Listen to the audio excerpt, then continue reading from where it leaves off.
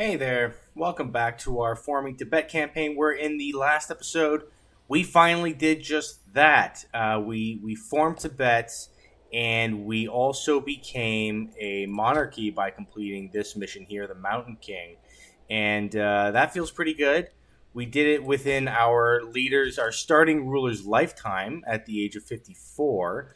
It didn't come out with we didn't do it without a few shenanigans, though. We had these shenanigans over here with this rebel force that came in and wouldn't leave us alone.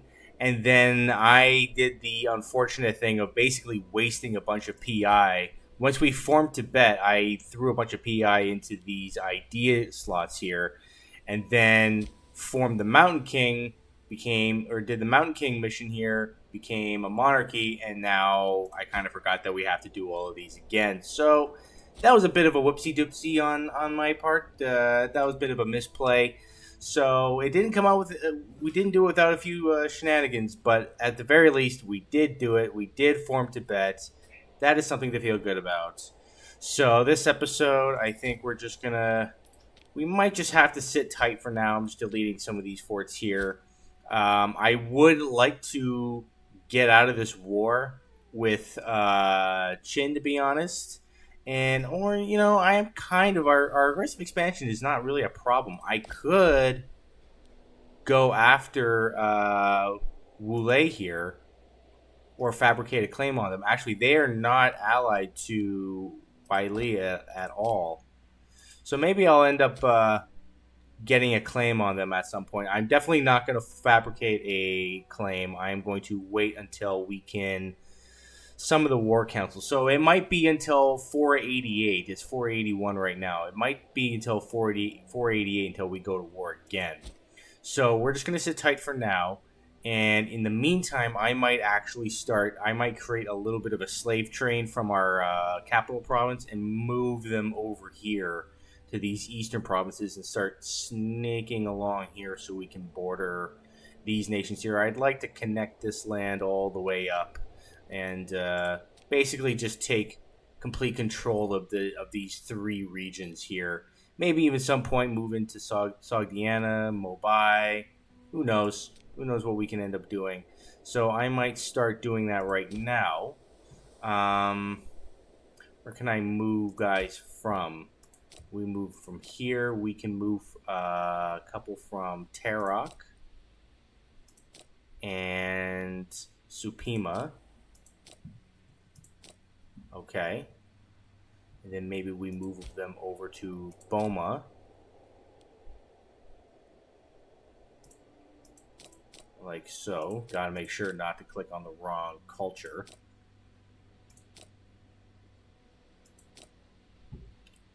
And maybe I'll move some over here as well. Or, let's see. Can I move some guys over here? Could move from our capital. Maybe I'll move from this place over here into Bakior. Over to Sina. So they're spending a bit of money doing this. It's probably going to cost a lot, but I think it'll be worth it just to spread ourselves out even more.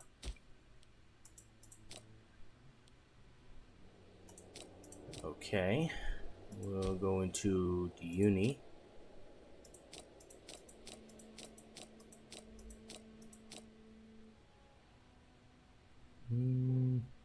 That should be enough, I think. Got 8 pops of our culture.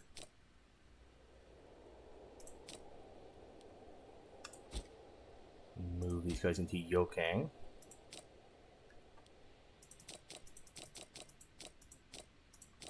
And all the way up to Ranglung.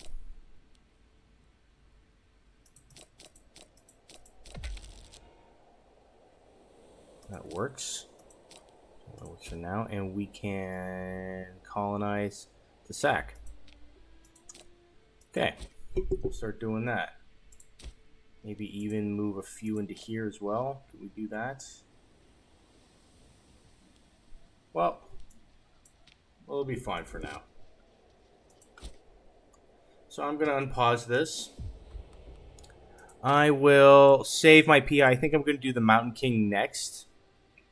The Mountain Kingdom over here. We'll get that tax bonus as well as population capacity, migration speed, and mountain combat bonus. Really nice if we're playing a defensive war against Maori at some point. Be nice to have that combat bonus against them. If we look around, let's see what's going on elsewhere. Qin is still dealing with this war over here. It's really annoying. They have yet to take any territory from these guys. They've been at war for a while now. This is just pure incompetence on the AI's part. This is not like they're not facing anybody tougher than them. They're just sort of screwing around.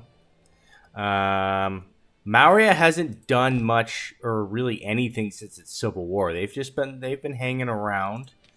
They're not angry with us, and then their opinion of us is actually in the positives. I'd like the peace out of this war, to be honest. But we can't do that until November this year, actually, later this year. Oh, so we've got of the people. So this is the exact same event that happened earlier. And since I am in the process of migrating my people, I am going to let me save my manpower and go for the PI, actually, which will allow me to do this once I have 400 in population, or 400 in gold. I'm going to turn down my fort maintenance so we can make a little bit more, possibly. The Sarmatian power of Yankai wants to trade with us. That's fine. I think Yankai owns some territories that Parnian needs in order to do the Parthian event. That's why we're not seeing it. And right now, these guys Yankai looks pretty terrifying. They're pretty scary, not gonna lie. And, what's going on? We have someone who's rather disloyal. Mikmar Trident is rather disloyal, but that's okay. We can't do the Mountain Kingdom mission. So, and then after that, we'll be able to do the gathering under one tent, which would be really nice to get us that pop assimilation speed. But I'm gonna just give myself maybe 450 in gold just so we can have. Oh, what is this? The tax collector has been murdered. Geisha Spa, we are sorry to inform you that one of our tax collectors, a man named Likmikia Chakwa, was found stabbed to death in the streets of Kyunglung.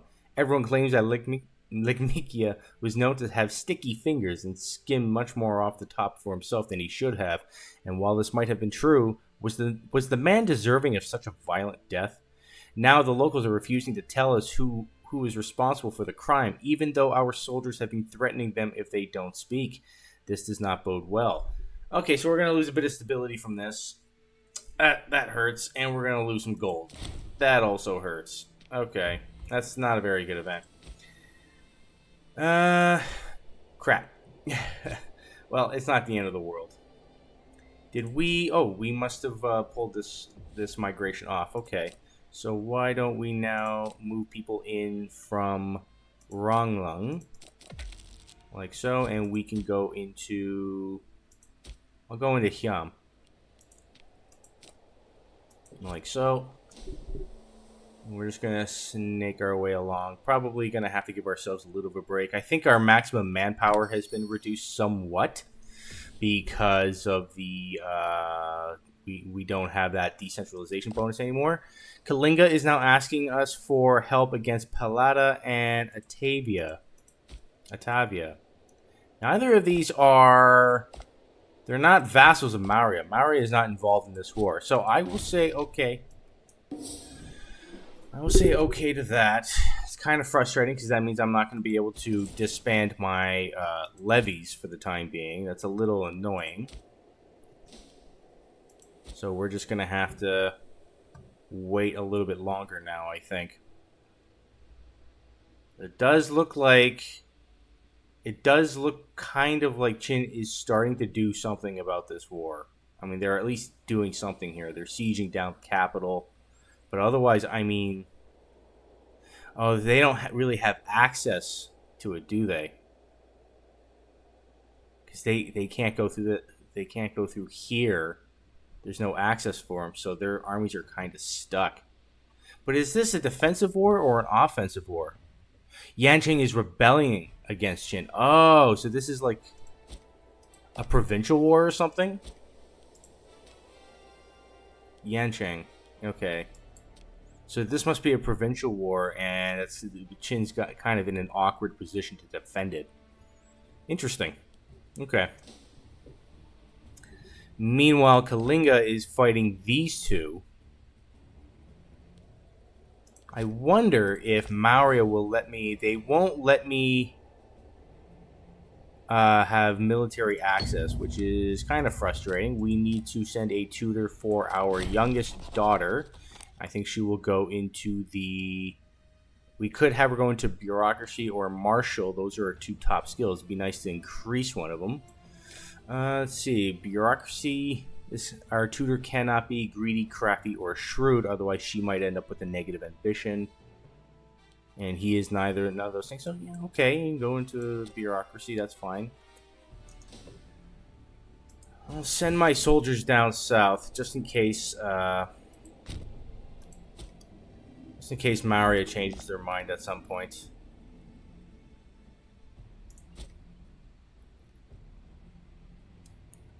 So, what is this war for here? They are taking Rupa. That's this province right here. Okay, this is what they're fighting for right here. That's going to take a while to do because they have a pretty big fortress right here. Can I get out of this war, though? Like, if I offer peace, they are willing to say okay for that. So I'll just peace out of that. Qin still likes me, though. You know, I could always just give them... I could give them military access. They'll like me a little bit more for that. I would like to maybe do this now. I think. Yeah, I'm going to do this one now. We'll get the tax bonus for that, and now we unlock the Mountain Kingdom. When foreigners first hear that we live primarily in the mountains, they are never sure what to expect. Some probably imagine that we must live in caves. Although we laugh when we hear these stories, we extend an invitation to anyone that wishes to visit the so-called Mountain Kingdom, for themselves as some who have taken to calling our country. You will soon see that we are as civilized as many other countries, and our cities can offer delights to the traveler that will rival anything you will find in the storied capitals of the great kingdoms. Wonderful. And those are permanent bonuses. I mean, that's till the end of the game. So that should help our economy rather nicely. A little bit, you know, it's something. And then once we can save up a little bit more, we can get some claims if we want to expand southward. We could maybe make these guys a vassal. Maurya wants to trade for... They are importing some of our livestock, so they want to import some of our livestock. They're welcome to it. Untiring Devotion is a really welcome event. We can get a little bonus to our stability. It's a little low right now. And yeah, we're starting to get some disloyal provinces here. It's a little troubling, but it's not too many. We only have a couple of provinces up here that are going to be disloyal. Kalinga, they are, you know, technically losing, but I think they'll be fine really in the long run. Liberation. The Council of Kejin have taken it upon themselves to free a sizable quantity of privately owned slaves. We could intervene if we think it best. Letting slaves get too comfortable could have repercussions. You know what? Why not? Say for freedom, we can gain a couple of free men for that. That would help our manpower. That would help potentially our levies. Or we could just go for the gold.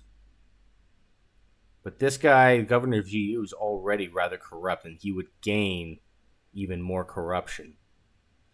So I'll take the popularity, and I'll take a few freeman pops. That's fine. I'll take that. This is a very unfortunate event. The quakes in Gyeonglung There have been massive earthquakes centered upon Kyunglung with a large amount of casualties and some significant damage upon the city itself. The nearby cities and areas have also have seen some issues, although nowhere near the deafening issues caused in Kyunglung. Our people are looking for us to set aside some of our funds to try and help those in need to make the best of this situation. Yeah, I'm going to have to do that. So for 2 years, we're going to have some tax penalties, population growth, and manpower penalties. But I'd rather spend the gold than stability right now. So, yeah, it's unfortunate, but it is what it is.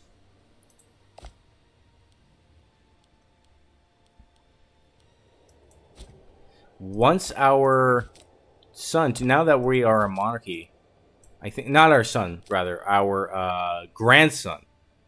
Once our grandson is an age, then we're going to have to start thinking about bloodlines. We've reached the point of the game where we got to start thinking about bloodlines. Because now we actually have like a stable succession. Our war exhaustion is starting to trend upward. That's not what I'd like to see right now. We are outraged to discover that the Chinese major power of Qin have canceled the generously given right to military access. They must have finished that war.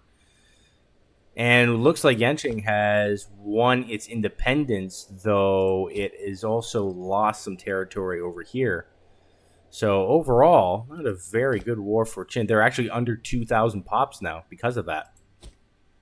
They're a little disconnected. They're disconnected from this and they're disconnected from this, which is not good for them. They should really think about declaring war on these guys right here and connecting their land up. But, it would be nice to help out the Kalinga because it looks a little dicey for them right now. Minus 13. But I don't really have the gold to go out, to spend with Maori. Oh, we do. We could just improve opinions with them. Maybe I will. Maybe I'll spend just 18 gold, and we will improve the opinion of the Maurya just to try to maybe, get some military access. Be nice to help our allies out. I want Kalinga to be strong. I don't want Maurya to run away with this area. So, what do we got here? Xenophobia. Heated debates in the court are not uncommon, especially where so many prominent members of society are involved. Lately, a wave of xenophobia has swept across Tibet, resulting in foreign values being regarded with great distrust. All in attendance at today's debate agreed, however, that Mi'kmaq tried to cross the line today when he accused Raja Keshe of indulging in barbaric Arcadian practices. We could turn the other cheek, which would bring his loyalty dangerously low. He's already rather disloyal, or we could say, well, Mi'kmaq is practically Kalitian. Okay, I don't know how we would know about that since it's a Celtic Iberian culture group. I don't know how we would even know about that. So that's a very odd thing to say. But I'm gonna turn the other cheek and get a little bonus to our finesse rating right here. I think that sounds about right. And maybe just give this guy like a little bribe or something, so he's not too disloyal.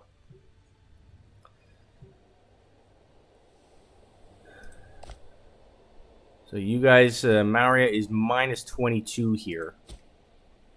Why don't we go back to our colonization over here so we can continue snaking along?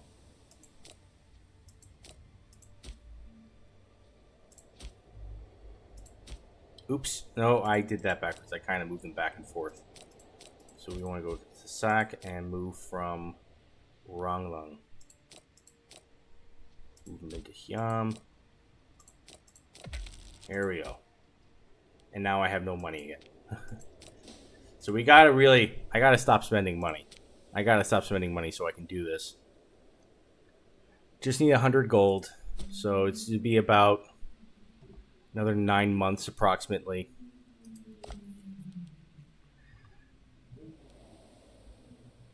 Ancient minus 22. You still do not let me. You do not want me to come down there. We can get another religious focus. I'm going to get conversion policies, which for the next 10 years, I think 10 years, regardless of if my ruler dies, that'd be really, really good. We are going to get a pop conversion speed bonus and pop assimilation speed. That's really good. So why don't I do that? We'll get that. Population-wise, we're 60% Bon, 60% our religion, and let's see, culture-wise, we are 36% of our culture. It is rising though, because of this one of these ones over here. This is civilizing tribe. There's another stack of barbarians are coming in. They're actually headed south. Now, when can I peace out of this? I'll tell next June of next year.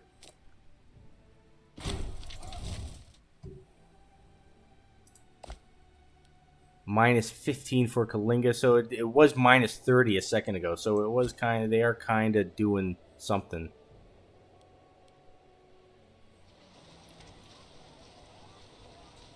Well, they were winning that fight.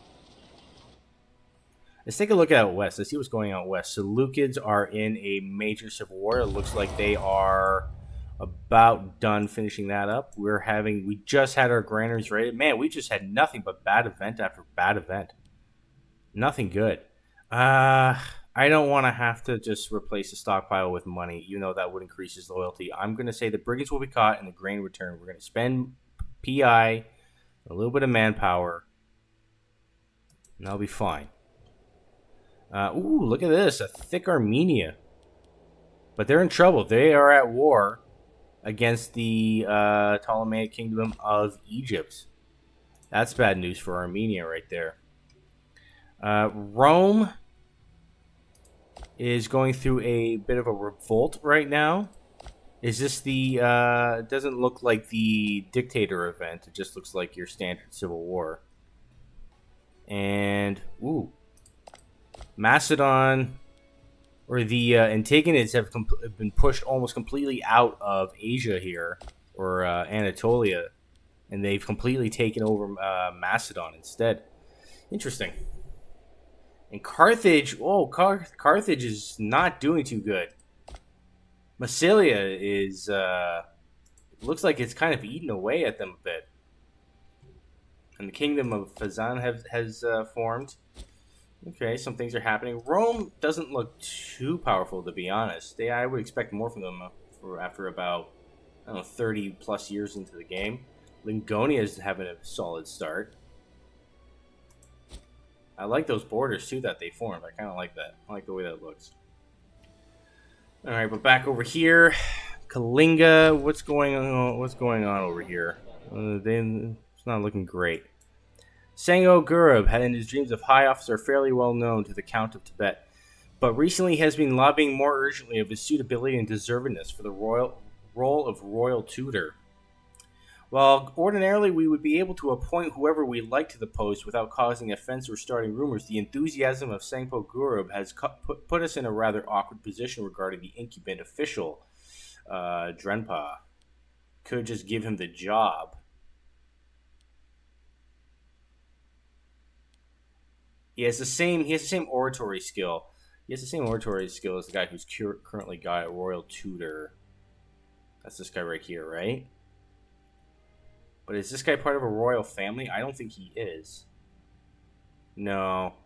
I need this guy in there. So maybe this just isn't your thing. I'll just say that. So we can now we have enough money. I am going to do gathering under one tent, and when this is over, it'll be done next May. Rome just finished their civil war. Don't know how we know about that, but that's interesting. Looks like our ruler has gained the trait abrasive. And man, oh man, just another bad event. In the far-flung lands where the wild Scythians ride, there are rumors of war. A bright star has appeared, promising the Dahe a new home amongst the lands to the south. Messengers from all around bring word of preparations in the steppe. The Dahe. Okay, so it looks like they're about to do their invading of the Seleucid Empire. The next 20 years, they will have access to the Imperial Challenge War Goal. Well, I'm glad they don't border me. And our ruler has just gained the abrasive trait, which is just nothing but bad thing. Well, it's fine, really. We don't have any subjects. We did get a tech, though, which is very nice.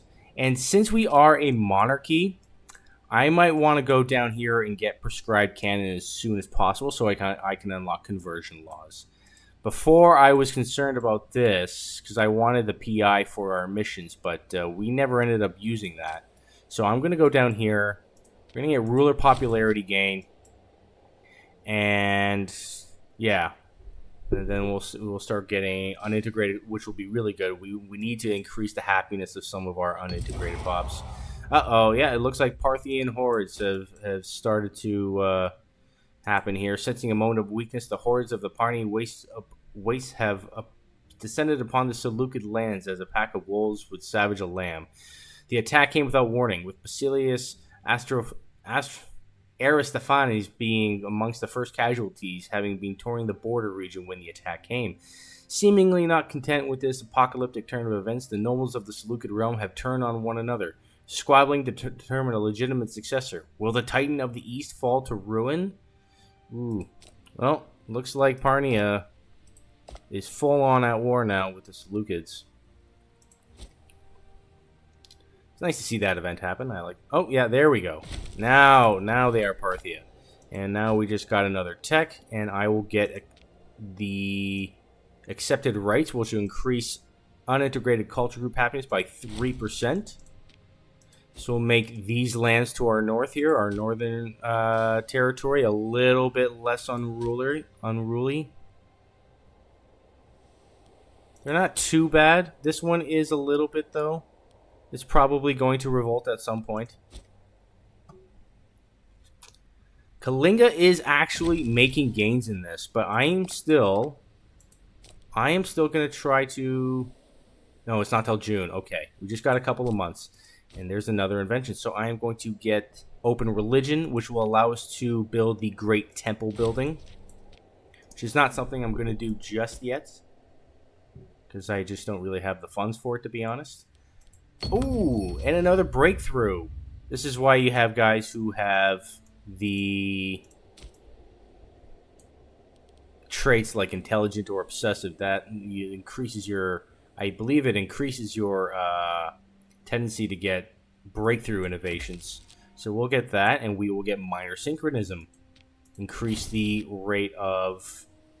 or it will increase our unintegrated culture group happiness even more. A minor addendum, which will increase our stability. So we're kind of just getting some nice events happening here. And once this is done... I might put a cut in here, and the next episode we're going to just start filling out... Maybe we'll just do, like, plugging the cracks, and I might move on to something else. I mean, we could do Master of the Horse here. Okay, gathering under one tent. It is a beautiful thing when different people can gather together, despite their various backgrounds, and work towards the greater good, whether it's securing the borders of our country militarily or something as mundane as working a communal field together. Regardless of whether someone is a soldier or a farmer, we want there to be concord among all of our classes, for peace and mutual understanding is the only way that we can move forward. And I believe those are also...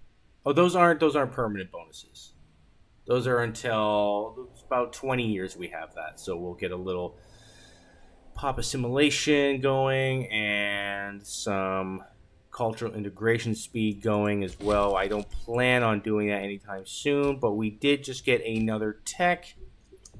And yeah, do I want to get divine sacrifice cost, or do I want to get the FUG to increase our main culture's happiness? Our main culture's happiness is pretty nice, to be honest.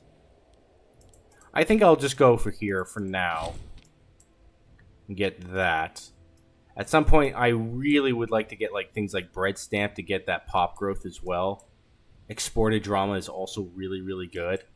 Um, but after this, I might want to focus and go down the graduated citizenship and get domestic laws. Once we get conversion laws, we can really start with the religious conversion or maybe even pop assimilation.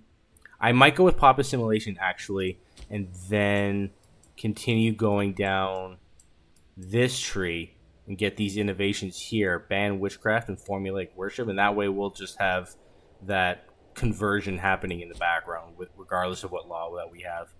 So I think I'm gonna put a cut in here for now. There was no warring happen. We basically, we just focused internally for now, and you know, we finished a couple of the main mission trees. Next episode, we'll let a few years pass, and we will start to we'll form a claim on somebody. It'll be, I would imagine, one of these three, hopefully, like Wei Li, Wule, or Yankei. I think we can take out Yankei. We have good pop growth. Our pop growth is actually not that. Our pops are not that far behind them. See, they've got 194 of their culture pops. What do we have? 193. We're right there. So we've got good assimilation. We've got good pop growth. We would like to disband. Oh, maybe I could do that now. Can I? Yeah, I can just peace out of here. Which I will. And I will also disband my troops in the process. So I'm going to do that. And yeah, I think I'm going to call it here. Next episode, we might go to war again. And maybe be able to even do, a couple of other missions as well. I don't really see the point going for Master of the Horse. Well, it might be something we want to do. Considering, we are actually I think once we became a monarchy, we now actually can use light cav and light cavalry archers. Okay. Well, next episode, we're going to go to war, I think. So stay tuned for that, and I will see you on the next one. Take care.